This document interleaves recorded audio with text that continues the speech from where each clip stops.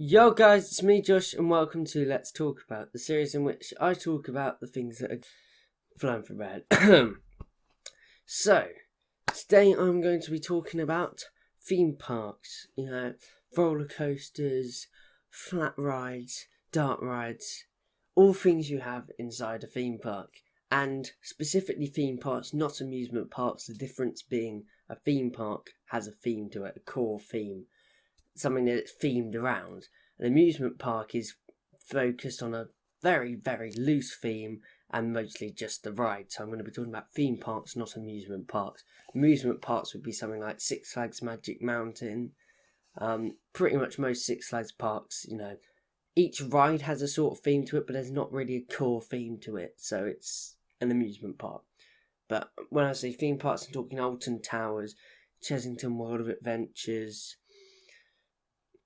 Busch Gardens, Tampa Bay, these sort of places. I mean, these sort of Busch Gardens, they used to be a bit more of an amusement park, but now it's more of a theme park because they've got rides such as, I think it's called Tigress or something, which has quite a good theme on it, and they're all quite themed. And they have a new one coming this year. Let me just see what that is.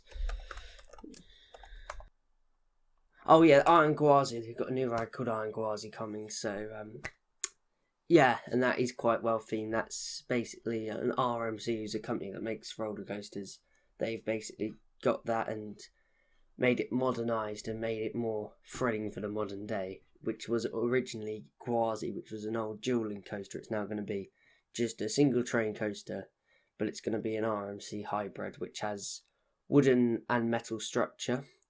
Basically, they've taken the wooden structure already there, and they've added some metal bits to it, and it's a metal track. So, yeah, that's apparently going to be quite a good ride. So, yeah. But specifically, I'm going to be talking about a few things to do with theme parks. And firstly, the level of enjoyment. So, personally, I find theme parks quite good. I like going there, at least a couple times a year. A few more if I'm able to, but yeah, I normally without fail. Of course, last year I was only able to go once because of COVID, but I'm happy I got to go that one time.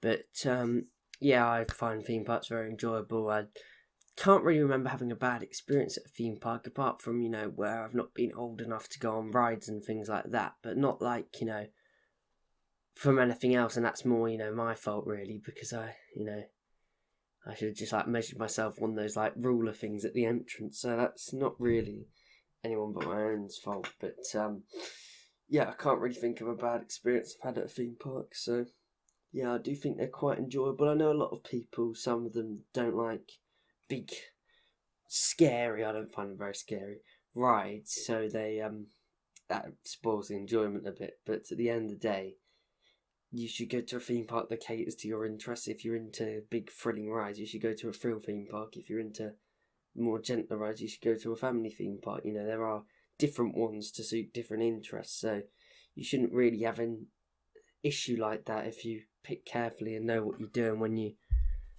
decide on going to a theme park. So yeah, especially if you're going to one on your own. If you're going to one on your own, you shouldn't go to a thrill theme park, because most people go to a thrill theme park. You should go to one that you want to go to. If you want to go to one with tamer rides, you should probably go to a family theme park. That's the thing. So, yeah, I think level of enjoyment in theme parks is pretty good. 9 out of 10 times it's a good experience. I mean, you hear about people not fitting on rides and that, and it not being advertised, but at the end of the day, they're rare cases, and I think 9 out of 10 people enjoy going to theme parks, including myself. So, yeah. Right, food prices. Now, this is a big issue of mine, because most theme parks are ridiculous with food prices. I remember they had this Nitrogeni thing, I think it's called Nitrogeni, yeah, at Fort Park, which I normally go to, which is one of the closer theme parks to me. And I kid you not, it's so expensive for what it is. £3 isn't that expensive, but for ice cream, for a tub of ice cream, £3, that is taking the piss, to be honest, price-wise. Anywhere else other than a theme park, it wouldn't really be tolerated, unless it was the best ice cream ever. I got gelato at a place in Norfolk once, but that was pretty fucking good. Like, that was some of the best ice cream I've had. So for £3, maybe fair enough. And it was proper authentic Italian gelato, so there is a difference. But £3 for ice cream, even if it's produced with nitrogen, anywhere outside of a theme park would not be acceptable. So why is it acceptable in a theme park? You see, that's the thing. And not just that, you hear of things like hot dogs being like £5 or £6 minimum. Bearing in mind you can just get a meal from the local Tesco, which is normally about half an hour away from most theme parks in this country. And that will cost you £3. Why would you spend £6 in the theme park? That's the thing. They just take the piss with some of the prices. I mean, there's some bits that are good value, like the pizza and pasta buffet things. They're normally £7-8 for a child, £12 for an adult. So, you know, that's all right value. That's about similar to what you get outside of a theme park. But most of the time, they just take the piss with prices. They really do. So, I'm not too impressed with theme park prices. And at the end of the day, what's special about the food because it's inside of a theme park? Why should they charge more? I mean, convenience, yeah. But at the end of the day, some of the distances between like the food stalls and the rides is pretty much like the distance between you and your local Tesco normally. So I don't see what's so novel about it. I don't see why they should be able to charge so much. I think that they just take the Michael, really, with some of the prices of food. Mind you, that Nitrogenie was very good, but it was somewhat marred by the fact that, you know, you're paying £3 for it at the end of the day. So, yeah, I'm a bit irked by the prices of food at theme parks. I think they're a bit silly. And that's why you get things like KFCs and McDonald's setting up in theme parks, because they'll charge their normal prices. People just buy them from them at their normal prices. Over a themed restaurant in a theme park, which will charge theme park prices. So you get these KFCs, McDonald's and things setting up in theme parks because the demand is there for a cheaper restaurant. So people buy food from cheaper restaurants at the end of the day. That's how it is. So, yeah, that's pretty much what I have to say on food prices. And now this is a big one here. The level of safety. So a lot of people like to think that, oh, theme parks are dangerous. Oh, I'm going to get killed on a ride. But the truth is, they've done studies, and I'm pretty sure you're about 3 times more likely to die on the journey to a theme park in your car than actually at the theme park on a ride. So, you know, that should give you some comfort, because cars and car journeys are far more dangerous than theme park rides, which are checked meticulously and have to basically sometimes be stripped down before they can operate in a day and then put back together. And they normally have to be tested about 100 times at least before they can be used in a day. So they are very, very safe. And you will have the freak incidents where maybe a wheel comes loose or something, but there's always stopgaps for it. Like on a drop tower, there's normally 3 cords which pull it up and down. 3 things that pull it up and down. 3 pulleys. And it's designed so 2 of them can break and it still be safe.